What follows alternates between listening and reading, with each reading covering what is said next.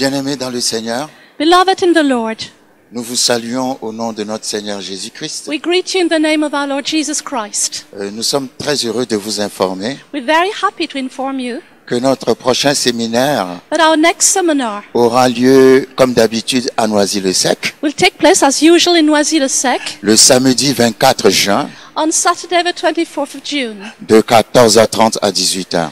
from 2 to 6 p.m. Le thème de notre rencontre sera The theme of our meeting will be Genèse chapitre 3 verset 9. Genesis chapter 3 verse 9. Où es-tu? Where are you?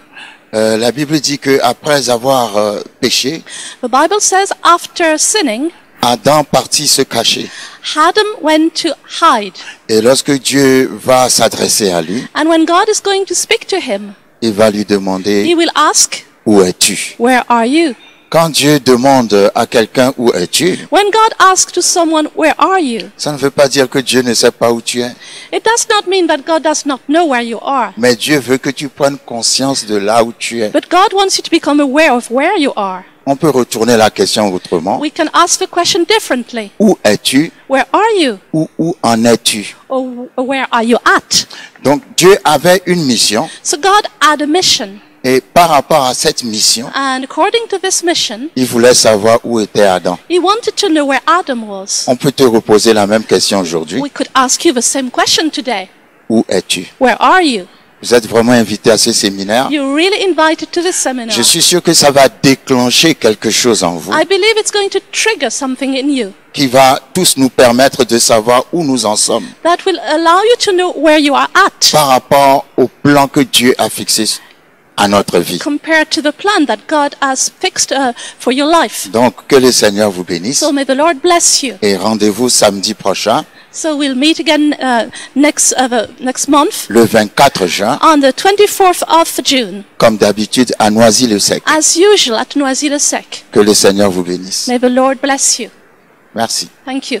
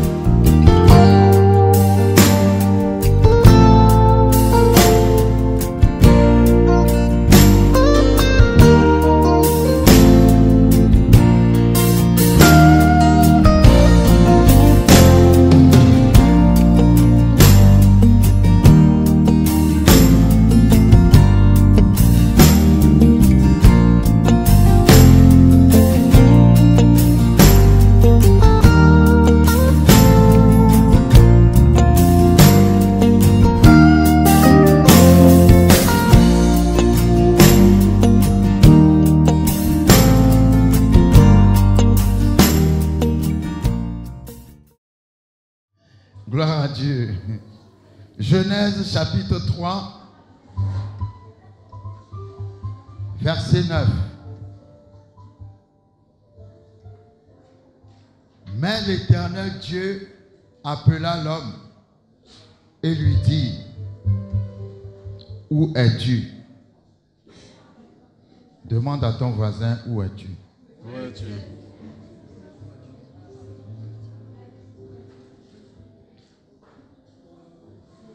Mais l'Éternel Dieu appela l'homme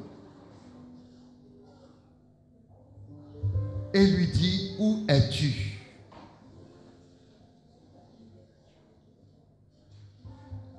Dès que le péché est entré dans la nature humaine, dès que Adam a péché, la première question que Dieu lui a posée, c'est, où es-tu?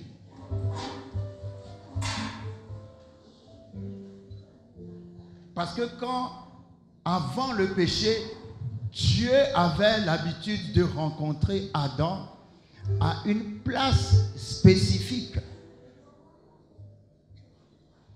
Mais le péché a fait que Adam a perdu cette place spécifique où il avait l'habitude de rencontrer Dieu. En sorte que Dieu lui demande où es-tu? Quand Dieu lui demande où es-tu, ça ne veut pas dire que Dieu ne sait pas où il est. Mais Dieu veut susciter en lui le sens de la responsabilité pour qu'il prenne conscience qu'il n'est plus là où il devait être. La raison en est que quand il a péché, il a perdu le Saint-Esprit. Ça me montre que quand tu perds le Saint-Esprit, tu perds ta place en Dieu. Je ne sais pas si quelqu'un me suit. Cette question, où es-tu, est forcément en rapport avec le Saint-Esprit. Donc, parce que le péché a amené la séparation entre l'homme et Dieu, l'homme ne pouvait plus marcher en harmonie, en unité, en union avec le Seigneur. Tout ce que Jésus-Christ est venu faire sur la terre, il l'a fait dans un seul but, pour que l'homme retrouve le Saint-Esprit qu'il avait perdu à travers Adam. Parce que aussi longtemps que tu n'as pas l'Esprit de Dieu, tu n'as pas Dieu. Alléluia. Donc ma prière aujourd'hui, jour de la Pentecôte, c'est que l'Esprit de Dieu te ramène à la place que Dieu t'a donnée. Que l'Esprit de Dieu te restaure et te ramène dans la relation avec Dieu. Que l'Esprit de Dieu t'épouse. Que l'Esprit de Dieu vienne s'asseoir en toi. Que l'Esprit de Dieu te reprenne par la main et te conduise à la place que Dieu a réservée pour toi. Parce qu'aussi longtemps que tu n'es pas à la place que Dieu a réservée pour toi, tu vas toujours tourner en rond. Je crois que la Pentecôte est la solution que Dieu a apportée à cette question que lui-même il a posée à Adam. Où es-tu? Alléluia. La Pentecôte, c'est la descente de l'Esprit de Dieu, non pas seulement pour visiter la terre, mais pour habiter dans l'homme. Parce que jusqu'à la Pentecôte, le Saint-Esprit descendait, utilisait les gens, et le Saint-Esprit repartait. Mais depuis la Pentecôte, quand le Saint-Esprit est descendu, le Saint-Esprit n'est plus reparti. Le Saint-Esprit est descendu, pas seulement pour utiliser les gens, mais pour habiter dans tous ceux qui croient et qui ont reçu Jésus comme leur Seigneur et comme leur Sauveur. En sorte que, avec le Saint-Esprit, tu n'es pas une simple personne, mais avec le Saint-Esprit, tu es à la fois humain et divin. Alléluia. Tu es à la fois humain et divin, et c'est la première fois que la terre voit une race, une espèce dans laquelle Dieu habite. Toi-même, tu dois prendre conscience du fait que Dieu habite en toi parce que tu as reçu Jésus comme Seigneur et Sauveur. Et si Dieu habite en toi, tu ne peux plus être seulement dans les choses naturelles. Parce que Dieu n'est pas naturel, Dieu est surnaturel. Le fait que l'Esprit de Dieu habite en toi fait de toi une personne spéciale sur la terre. Quand nous allons dans Jean chapitre 1, à son verset 40, la Bible dit, André, frère de Simon-Pierre, était l'un des deux qui avait entendu les paroles de Jean et qui avait suivi Jésus. Ce fut lui qui rencontra le premier son frère Simon. Et il lui dit, nous avons trouvé le Messie, ce qui signifie Christ. Et il le conduisit vers Jésus. Jésus l'ayant regardé dit, tu es Simon, fils de Jonas, tu seras appelé Céphas, ce qui signifie Pierre.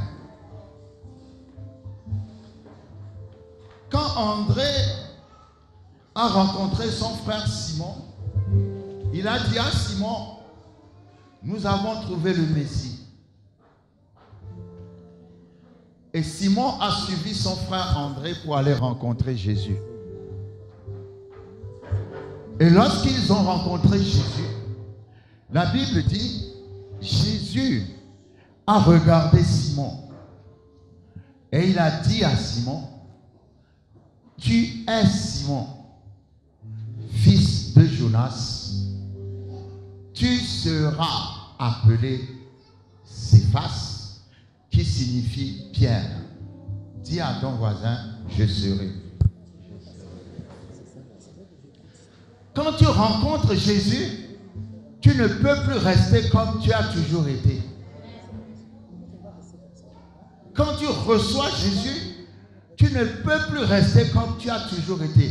La première fois que Simon a vu Jésus, Jésus lui a dit, tu seras. Dis encore à ton voisin, je serai.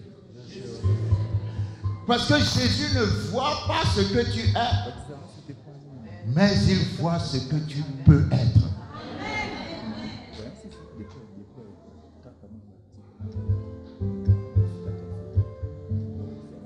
Quand on rencontre Jésus, il y a un avenir, il y a un futur, il y a un tu seras. Ah, je déclare, tu seras dans la situation de quelqu'un. Quelqu'un qui ne sait pas où il est. Quelqu'un qui ne sait pas où il en est. Quelqu'un qui ne sait pas comment répondre à la question de Dieu, où es-tu? Mais alors que tu entends la parole de Dieu en ce jour de Pentecôte, que le Saint-Esprit entre dans ta vie, et alors qu'il entre dans ta vie, je vois un tu seras. Dis encore à ton voisin, je serai. Je serai. Je ne suis peut-être pas encore ce que Dieu veut que je sois, mais je serai. La puissance du Saint-Esprit, vous savez, dans Jean chapitre 1, la Bible dit, mais à tous ceux qui l'ont reçu, à tous ceux qui ont cru en son nom, il a donné le pouvoir de devenir. Dis encore, je serai. Le Saint-Esprit donne le pouvoir de devenir. Le pouvoir d'être transformé, d'être changé en une autre personne. Quand Jésus a rencontré Simon, il a dit, tu seras. Tu ne seras pas tant que tu n'as pas rencontré Jésus. Et pour devenir ce que tu seras, il faut que l'Esprit de Dieu entre en toi.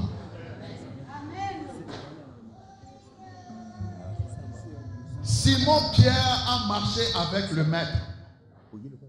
Il faisait partie des 3 personnes les plus proches du Seigneur.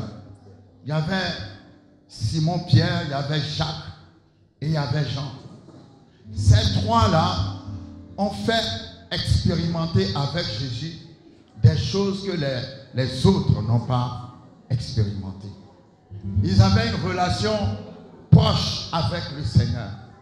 Et Simon était vraiment attaché à Jésus. Il observait Jésus. Il voyait comment Jésus marchait. Il voyait tout ce que Jésus faisait. Il posait, parmi les disciples, celui qui posait le plus de questions à Jésus, c'était Simon.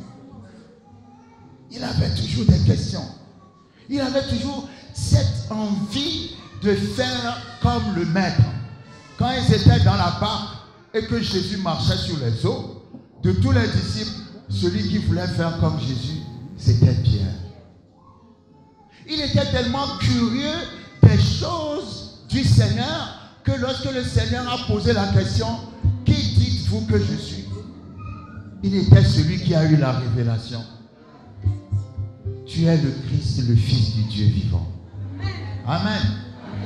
Lorsque tu es assoiffé de Dieu, lorsque tu es toujours en train de chercher les choses de Dieu, le Seigneur va te donner des révélations que les autres n'ont pas.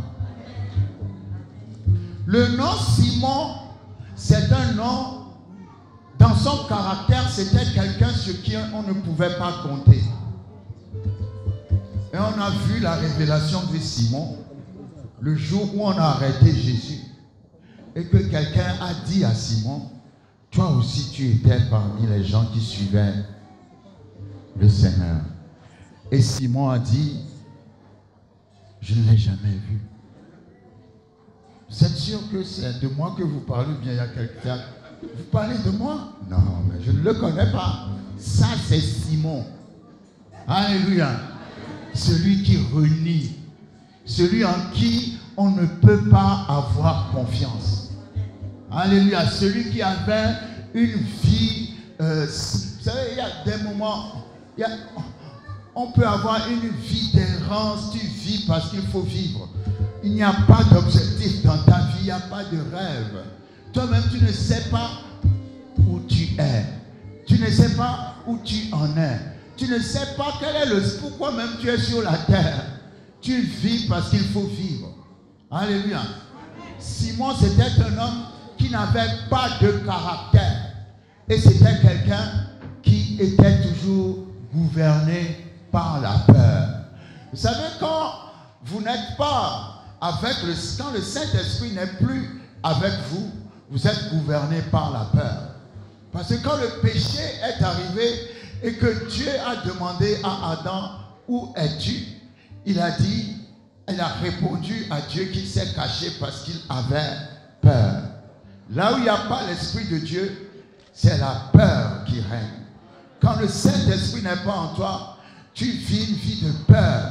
Tu n'es pas sûr de toi. Tu ne peux pas prendre des décisions audacieuses. Tu ne peux pas faire face avec confiance aux défis et aux situations qui viennent contre toi. Alléluia. Donc Simon marchait avec Jésus, mais il manquait quelque chose à Simon. Parce que la promesse que Jésus lui a faite, c'est qu'il va devenir. Quand on rencontre le Seigneur, on reçoit le pouvoir de devenir. Le Seigneur veut dire à quelqu'un aujourd'hui, tu ne vas pas rester comme tu es. Comme tu es, les gens ont toujours manqué de respect. Comme tu es, les gens se sont toujours moqués de toi. Comme tu es, rien n'a jamais marché dans ta vie. Comme tu es, ça a toujours été comme ça dans ta famille. Comme tu es, c'est une vie stérile qui n'a jamais prospéré. Mais à partir d'aujourd'hui, il y a un tu seras qui va rentrer dans ta vie. Dis encore, je serai. Je serai. Quand nous lisons Luc chapitre 22, à son verset 32, avant que Jésus parte, Jésus a dit quelque chose à Simon. Et ce que Jésus a dit à Simon peut être vraiment choquant. Jésus lui a dit dans Luc 22, à son verset 32,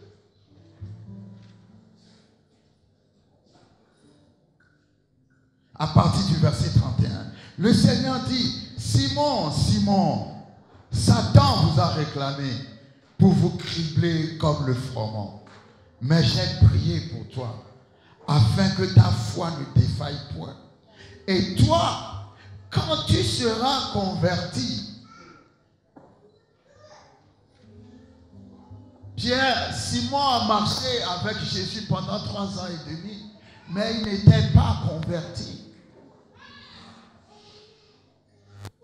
Il ne pouvait pas être converti parce que le Saint-Esprit n'était pas encore descendu. Jésus dit, quand tu seras converti, c'est choquant que quelqu'un marche avec le Seigneur pendant 3 ans et demi, mais n'est pas converti. S'il y a quelqu'un dans cette salle qui écoute la parole aujourd'hui, je déclare qu'aujourd'hui, tu seras converti. Quand tu seras converti, affermis tes frères. Et Simon a toujours été Simon jusqu'à un jour. Simon a toujours été Simon jusqu'à un jour. Parce que la personne qui doit changer Simon n'était pas encore arrivée. Lorsque nous lisons Actes chapitre 1,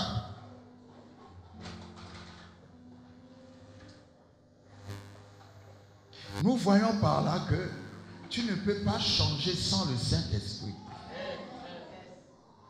C'est le Saint-Esprit qui est la personne qui va te changer. Amen. Actes chapitre 1. On va lire rapidement. Théophile, j'ai parlé dans mon premier livre de tout ce que Jésus a commencé de faire et d'enseigner dès le commencement jusqu'au jour où il fut enlevé au ciel après avoir donné ses ordres par le Saint-Esprit aux apôtres qu'il avait choisis. Après qu'il eut souffert, il leur apparut vivant et leur en donna plusieurs preuves se montrant à eux pendant 40 jours et parlant des choses qui concernent le royaume de Dieu. Comme il se trouvait avec eux, il leur recommanda de ne pas s'éloigner de Jérusalem, mais d'attendre ce que le Père avait promis, ce que je vous ai annoncé, leur dit-il. Car Jean a baptisé d'eau, mais vous, dans peu de jours, vous serez baptisés du Saint-Esprit. Alors les apôtres réunis lui demandèrent, Seigneur, est-ce en ce temps que tu rétabliras le royaume d'Israël? Il leur répondit, ce n'est pas à vous de connaître les temps ou les moments que le Père a fixés de sa propre autorité, mais vous recevrez une puissance, le Saint-Esprit survenant sur vous, et vous serez mes témoins à Jérusalem, dans toute la Judée, dans la Samarie et jusqu'aux extrémités de la terre. Jésus leur dit, vous recevrez une puissance. Le mot puissance est traduit en grec dynamis, qui est traduit puissance miraculeuse, d'où vient le mot dynamique. Vous avez déjà vu quelqu'un qui est dynamique? Quelqu'un qui est dynamique, c'est quelqu'un qui montre un certain zèle dans ce qu'il fait. C'est quelqu'un qui montre une certaine détermination dans ce qu'il fait. Jésus dit, vous recevrez une puissance. Le Saint-Esprit survenant sur vous. Mais le Saint-Esprit n'est pas une puissance. Le Saint-Esprit est une personne qui donne la puissance. Parce que le Saint-Esprit n'est pas une chose. Le Saint-Esprit est une personne qui va te donner la puissance. Si tu imagines que le Saint-Esprit c'est une force, tu vas chercher à l'utiliser. Mais si tu sais que c'est une personne, tu vas le laisser t'utiliser. L'Esprit de Dieu n'est pas une puissance, mais il a une personne qui va te donner la puissance. Qui va te donner la puissance miraculeuse appelée le dynamis. Et Jésus dit, vous recevrez le Saint-Esprit qui va vous donner le dynamis et vous deviendrez mes témoins, traduit en grec par le mot martus qui signifie martyr. Vous recevrez le Saint-Esprit qui vous donnera tellement de puissance que cette puissance fera que vous n'aurez même pas peur de la mort. Vous prêcherez jusqu'à devenir des martyrs. Vous ne comprenez pas. C'est-à-dire quand l'Esprit de Dieu va venir sur vous, la peur va disparaître. Plus rien ne vous fera peur. Vous allez prêcher l'évangile avec tellement de dynamisme que même si vous devez mourir pour moi, vous n'aurez pas peur de mourir pour moi. Le mot témoin signifie martyr.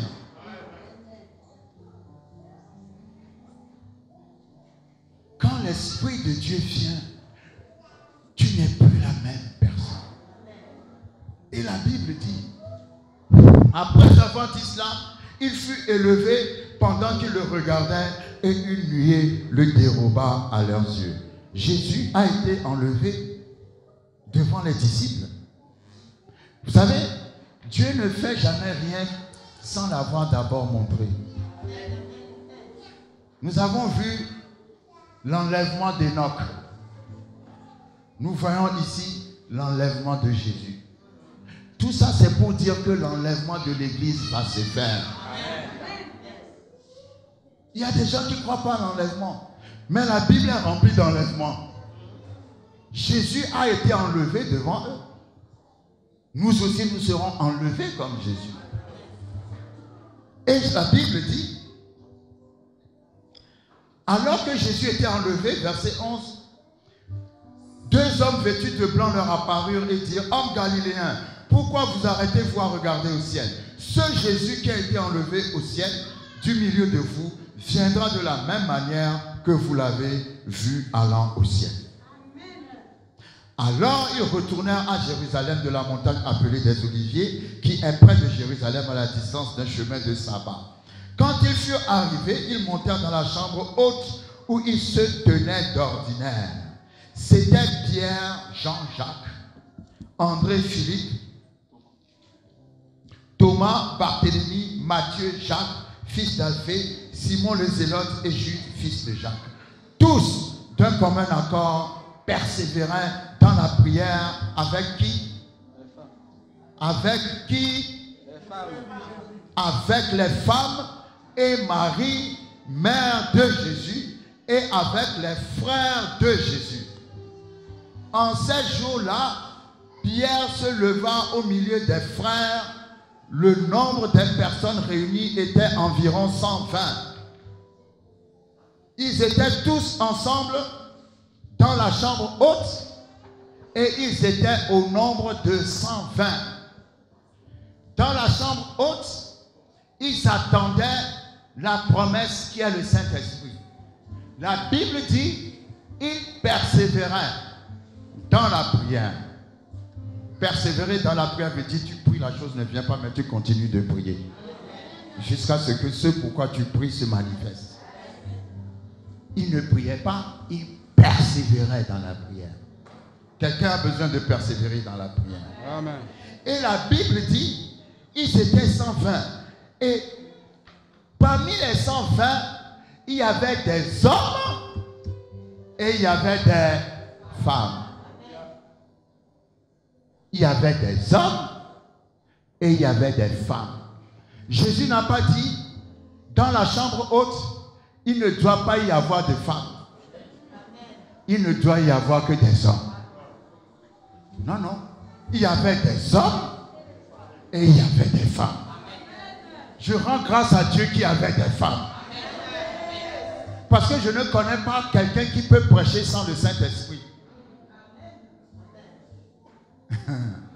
Et si les femmes n'ont pas le droit de prêcher, je ne sais pas ce qu'elles faisaient dans la chambre haute. Oh, quelqu'un ne me comprend pas. Je ne sais pas ce que les femmes faisaient dans la chambre haute si les femmes n'ont pas le droit d'avoir accès au ministère. Elles étaient dans la chambre haute parce qu'elles avaient aussi le droit de prêcher. Elles avaient aussi le droit d'exercer le ministère. Parce que personne ne peut exercer le ministère sans le Saint-Esprit. Alors, si les femmes ont eu droit au Saint-Esprit, ils ont aussi droit à tout ce que le Saint-Esprit nous promet. y compris évangéliser, prêcher, prophétiser, tout ce que le Saint-Esprit peut provoquer en toi, il peut le faire aussi avec les femmes. S'il n'y avait que des hommes, alors je dirais, les femmes n'ont pas droit au ministère. Mais la Bible a dit, il y avait des hommes. Si quelqu'un vous dit les femmes ne doivent pas prêcher, il faut demander à la personne qu'est-ce que les femmes faisaient dans la chambre haute.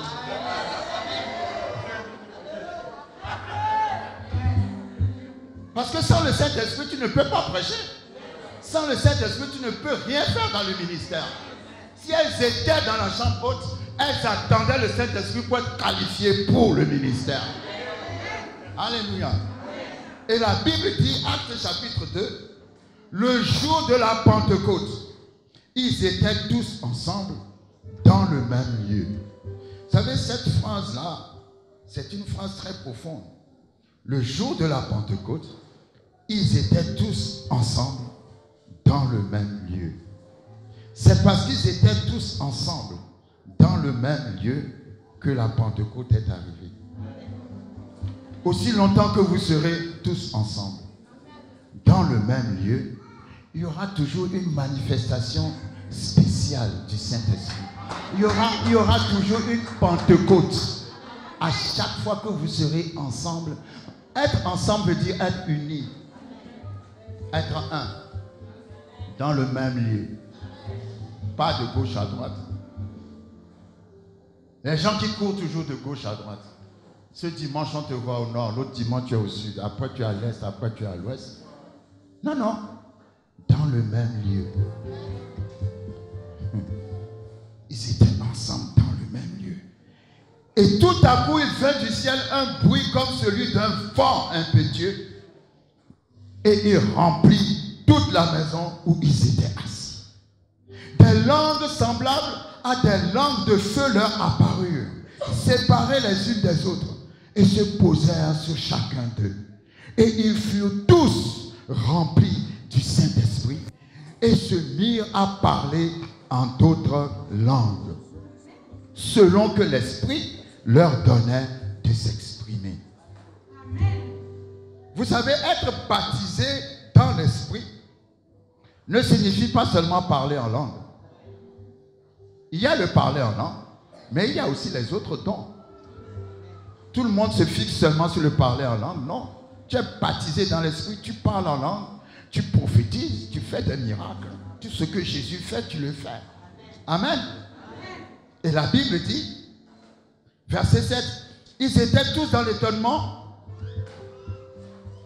et la surprise, et ils se disaient les uns aux autres, voici ces gens qui parlent, ne sont-ils pas tous galiléens? Et comment les entendons-nous dans notre propre langue, à chacun dans notre langue maternelle? Parthes, Mèdes, Élamites, Lingala, Mina, ceux qui habitent la Mésopotamie, le Congo, la Judée, le Togo, la Cappadoce, la Côte d'Ivoire, le Gabon, le Pont, l'Asie, la Phrygie, la France, la Belgique, la Pamphylie, l'Égypte, le territoire de la Libye voisine, de Cyrène, et ceux qui sont venus de Rome, juifs et prosélytes, crétois et arabes, comment les entendons-nous parler dans nos langues des merveilles de Dieu? Ils étaient tous dans l'étonnement et ne sachant que penser. Ils se disaient les uns aux autres, que veut dire ceci? Mais d'autres se moquaient et disaient, ils sont pleins de vin doux. Verset 14. Alors Pierre, dis à ton voisin, alors Pierre. Normalement, la Bible devait dire alors Simon. Ah, quelqu'un ne me comprend pas. Ah, come on. Dis à ton voisin, je serai. La Bible n'a pas dit alors Simon. Quand le Saint-Esprit est arrivé, Simon est mort. Et Pierre est ressuscité. Et la Bible dit alors Pierre.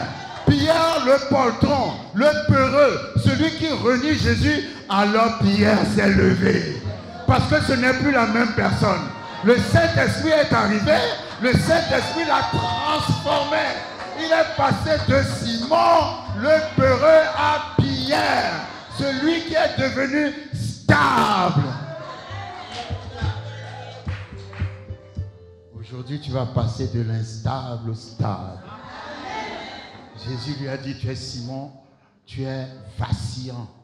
On ne peut rien faire avec toi. Mais tu deviendras stable comme une pierre. Et sur toi, je bâtirai l'église. La Bible dit, jusqu'au livre, jusqu'à ce que le Saint-Esprit vienne, on l'appelait toujours Simon. Mais dès que le Saint-Esprit est arrivé, vous allez voir partir des actes jusqu'à la fin. Même si on l'appelle Simon, vous allez remarquer qu'on l'appelle plus souvent Pierre. Parce que la promesse que Jésus-Christ lui a faite, tu seras. Comment? Dis à ton voisin, je serai. Tu seras, c'est concrétisé quand le Saint-Esprit est arrivé. Alors, Pierre. Et la Bible dit, Pierre a parlé, ensuite Pierre va prêcher. Il va prêcher en annonçant ce Jésus-Christ de Nazareth que vous avez crucifié, mais qui est ressuscité. Celui qui avant disait, vous me parlez, moi je ne connais pas ce monsieur-là. Il est sorti avec autorité et il a prêché la même personne qu'il avait renié avant. Pourquoi? Parce que le Saint-Esprit est arrivé maintenant. Quand Jésus dit, vous serez mes martyrs, Pierre était prêt à devenir un martyr. Il n'avait plus peur de la mort. Le dynamisme, vous recevez une puissance. Cette puissance l'a tellement transformé qu'on ne pouvait plus le reconnaître. Nous allons prier aujourd'hui pour la réactivation du dynamisme. Parce qu'aujourd'hui, c'est comme si nous sommes devenus congelés avec le Saint-Esprit. Ces gens-là n'étaient pas congelés avec le Saint-Esprit. Ils étaient en feu avec le Saint-Esprit. Et vous allez remarquer que quelque chose, ils ont tous changé. Amen. Ils ont tous changé. La Bible dit, on les avait arrêtés, on les avait mis en prison. Et lorsque vous lisez Actes chapitre 4, verset 23, la Bible dit, après avoir été relâchés, ils allèrent vers les leurs et racontèrent tout ce que les principaux sacrificateurs et les anciens leur avaient dit. Et vous voyez, quand vous lisez Actes chapitre 4, après qu'on les ait persécutés, qu'on les ait mis en prison, quand ils sont sortis de la prison, ils n'ont pas dit, Seigneur, l'œuvre de Dieu est trop compliquée. Toi-même, tu sais, nous avons des enfants, nous avons une famille. Bon, là où on est arrivé, bon, on est fatigué maintenant, excuse-nous, bye bye. Non, non, dans Actes chapitre 4, la Bible dit, quand on les a relâchés de la prison, numéro 1, ils se retrouvèrent entre eux. La Bible dit clairement, Acte 4, verset 23, ils allèrent vers les leurs. Ils ont gardé la même association. L'association qui a amené la Pentecôte. L'association qui dit qu'ils étaient ensemble dans le même lieu. Alléluia. Ils n'ont pas changé de compagnie, ils n'ont pas changé de lieu, ils étaient toujours ensemble. Et quand ils se sont retrouvés ensemble, ils ont prié ensemble. Ils n'ont pas dit, Seigneur, comprends-nous, on est trop fatigués, on souffre trop. Ils ont prié, ils ont dit, Seigneur, donne-nous encore plus de force. Vous voyez, c'est-à-dire, avec le Saint-Esprit, on ne démissionne pas.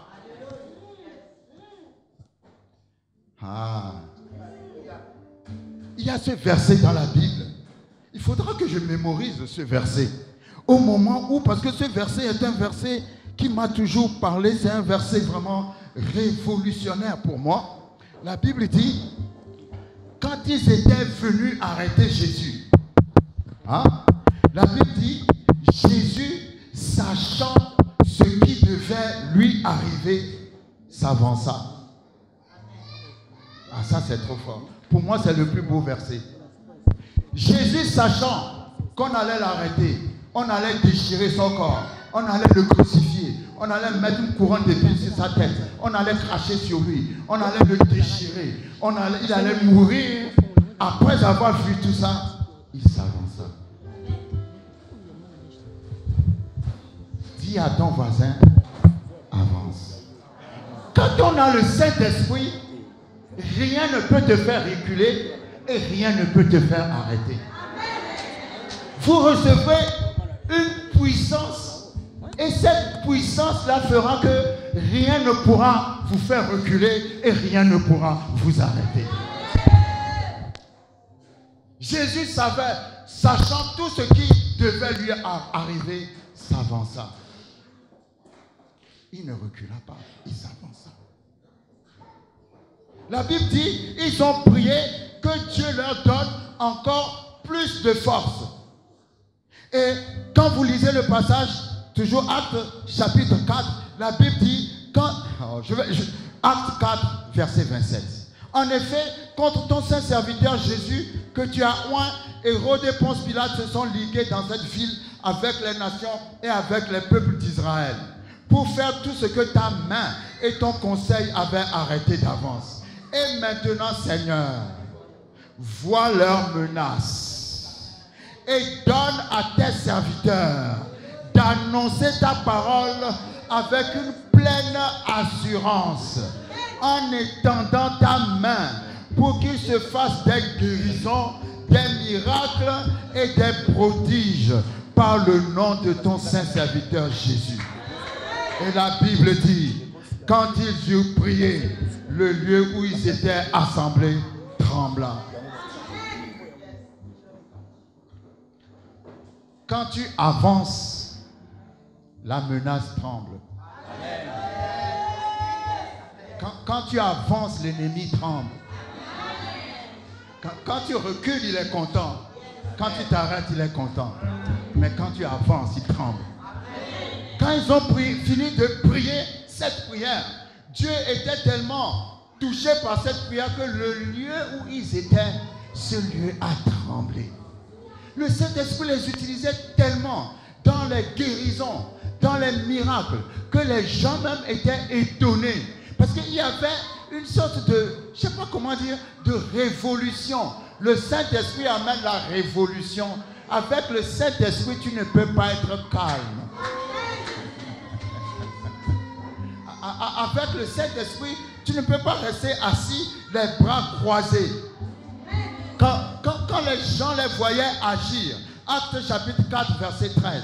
Quand vous lisez Actes 4, verset 13, la Bible dit, ces gens-là étaient devenus, ils étaient remplis d'assurance. Vous savez, quand vous n'avez pas le Saint-Esprit, vous êtes hésitant. Mais quand vous avez le Saint-Esprit, vous êtes remplis d'assurance. Rempli d'assurance veut dire, vous n'avez pas peur. Même devant les rois, vous êtes prêts à répondre. La Bible dit, lorsque les gens virent l'assurance de Pierre et de Jean, ils furent étonnés, sachant que c'étaient des hommes du peuple sans instruction.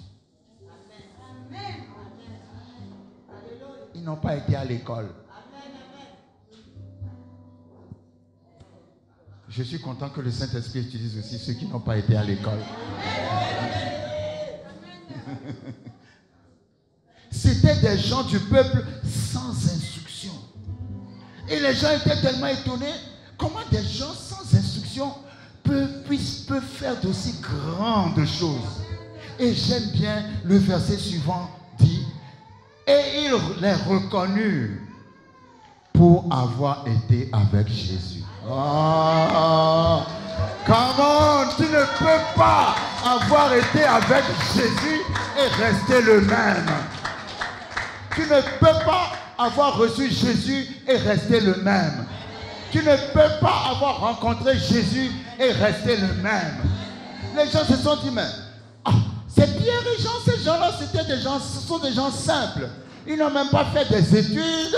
C'est des gens comme tout le monde, comment se fait-il qu'ils font d'aussi grandes choses? Et puis ils se sont dit, ah, c'est parce qu'ils ont été avec Jésus. Ah, comment? Ah, quand tu es avec Jésus, tu fais de grandes choses. Je déclare à partir d'aujourd'hui que tu feras de grandes choses dans ta situation. Ce que tu ne pouvais pas faire avant, avec le Saint-Esprit, tu vas le faire maintenant. Tu vas passer de Simon à Pierre. Les gens vont dire, mais cette personne n'était pas comme ça avant. Qu'est-ce qui s'est passé? Ce qui s'est passé, c'est que le Saint-Esprit est entré en toi. La Bible dit, quand vous lisez Actes chapitre 5, on les avait encore jetés en prison.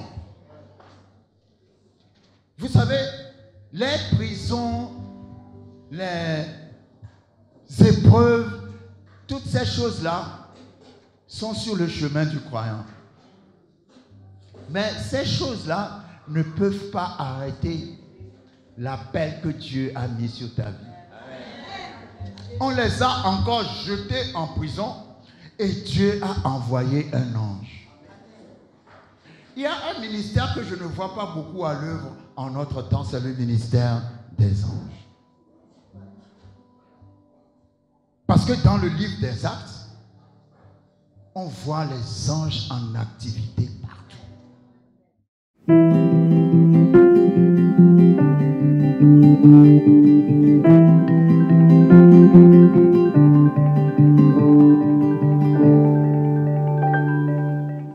Bien-aimés dans le Seigneur, je vous salue au nom de notre Seigneur Jésus-Christ. Je suis le pasteur Jean-Claude Ponsou du ministère La Foi Victorieuse. Ça va faire déjà une dizaine d'années que vous nous donnez cette opportunité, vous nous faites cette grâce d'entrer dans votre intimité, dans vos maisons, pour partager la parole de Dieu avec vous, et je vous en remercie. Merci pour votre soutien. Vous nous écrivez, nous recevons beaucoup de lettres d'encouragement de votre part, et aussi un certain nombre de soutiens en prière et en finance venant de votre part. Que le Seigneur vous bénisse et que il ouvre les écluses des cieux sur votre vie. Si je suis ici aujourd'hui, c'est pour vous dire que nous avons toujours besoin de vous. Nous sommes arrivés à un niveau où les exigences du ministère font que nous avons besoin de votre aide. Soutenir financièrement, parce que c'est vrai, l'évangile est gratuit, mais vous savez bien que sa diffusion ne l'est pas du tout. Alors pour notre programme à la télévision, nous avons vraiment besoin que vous deveniez partenaire et que ce faisant, vous puissiez participer, contribuer aux différents frais que suscite l'exercice du ministère d'évangélisation. Cela serait un grand encouragement pour nous. Je sais que vous le faites déjà, et je remercie ceux qui, depuis un certain temps, se sont engagés là-dedans, mais nous avons encore besoin de plus d'aide. Et si ce ministère est significatif pour vous, apporte quelque chose dans votre vie, que Dieu vous bénisse et fasse en sorte que vous puissiez vraiment, comment dirais-je, participer aussi à la vie de ce ministère. Et si ce message vous touche, n'hésitez pas à nous contacter, soit en nous téléphonant, soit en visitant notre site ou en nous écrivant à notre adresse email. Vous avez toutes les adresses qui sont affichées sur l'écran. La Bible dit que c'est celui qui arrose qui sera aussi arrosé. Et je rends grâce à tous ceux qui nous ont soutenus financièrement jusqu'à maintenant. Et je remercie le Seigneur pour vous autres qui allez aussi vous décider à nous soutenir financièrement. Sachez que ce n'est pas un homme que vous soutenez, mais c'est la parole de Dieu, c'est l'évangélisation, c'est le salut des âmes. Nous avons vraiment besoin de votre aide, que le ciel reste ouvert sur votre vie. et que le Seigneur envoie la pluie avec abondance sur vos terres desséchées, et que là où il y a la sécheresse dans votre vie, qu'au travers de ce partenariat, vous recevez la guérison, la prospérité, la fécondité et la fertilité dans tout ce que vous allez entreprendre dans le nom puissant de Jésus-Christ de Nazareth. Amen. Je vous remercie. Que Dieu vous bénisse.